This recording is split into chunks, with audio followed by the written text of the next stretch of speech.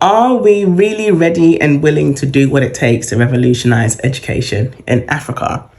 It's Friday today, so we're going to reflect on what we've learned this week at Nori.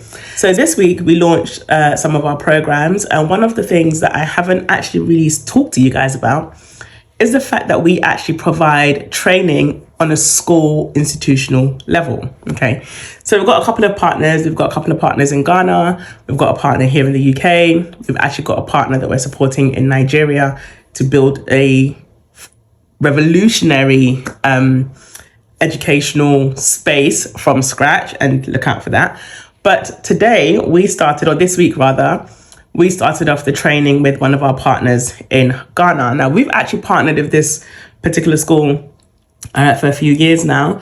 We supported them in creating a funding video and all that jazz. But again, I'll talk to you about that at another time.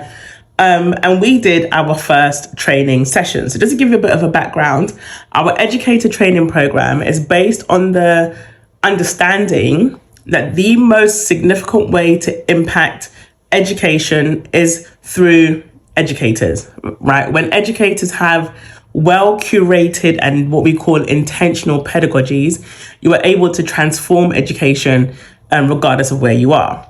Of course, you need resources. Of course, you need materials. You need the support and you need the finances. But even with all of those things, if you don't have educators that have well defined pedagogies, it's not going to have that much impact. So we really work on supporting educators to develop their pedagogies, and we do that on a school level. So the framework that we use for our work is called the intent framework. And the first stage of that intent framework is identify, right? So when it comes to the educator program, we support educators to develop, define, refine, and articulate their pedagogies. But we also use it for parents to help them to design a parenting philosophy that basically governs how they parent their children.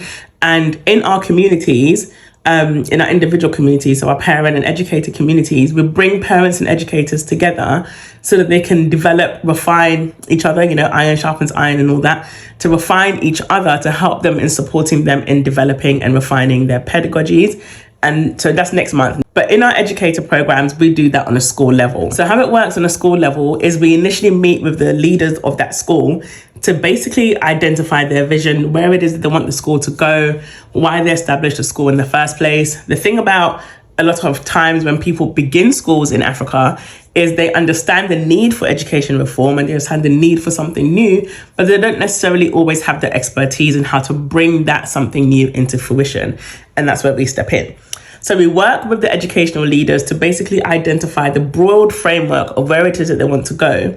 And then we move on to developing a unique training program for their educators, right?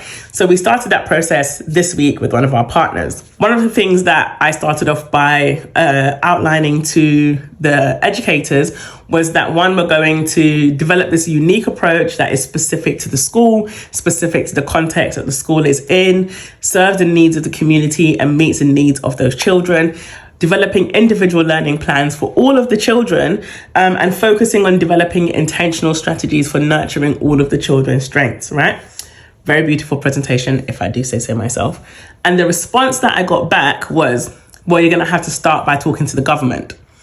And it was quite an interesting response, and it's made me really, really reflective. The past couple of days, I've been reflecting on this. And for context, we don't have to rely on the government for that because it's a private school. But it did make me think about the work of Paulo Freire. And Paulo Freire, I hope I'm saying his name right, Paulo Freire really governs a lot of the work that we do. And it's this particular book, Pedagogy of the Oppressed, is a core text for all of our educators, right? We go through it in our educator program. We go through it in our memberships. It's a core text, fantastic text. And Paulo Freire talks about the banking form of education. The banking form of education aims to turn students into containers or receptacles to be filled. So teachers who are able to fill these students with this pre-prescribed knowledge are good teachers, and students who sit down and the word that he uses is meekly permits themselves to be filled are good students, right?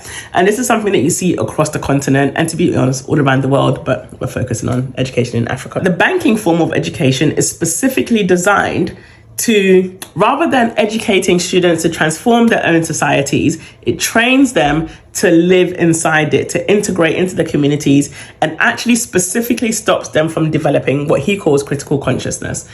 It stops them from trying to achieve any form of liberation in their own lives, right? So one of the key performance indicators of banking form of education is that educators, when they are presented with new innovative approaches to education, he says that they react almost instinctively against any experiment in education which stimulates their critical faculties.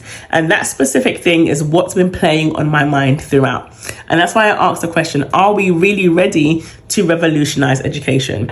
We have to have the understanding that the banking form of education only serves oppressive systems. Paulo Freire says, in order for the oppressed to be able to wage a struggle for their liberation, they must not perceive the reality of oppression as a closed world from which there is no exit, but as a limiting situation from which they can transform. And this is the thing that we seek to achieve through our educator programs. One of the core principles, one of the core questions is, what should society look like? How can we curate education systems that build and sustain society that we want to live in? So in order for us to transform the continent, our society, the world, the way our children live, and to secure our collective liberation for literally generations to come, we have to develop intentional pedagogies and we have to develop intentional parenting strategies.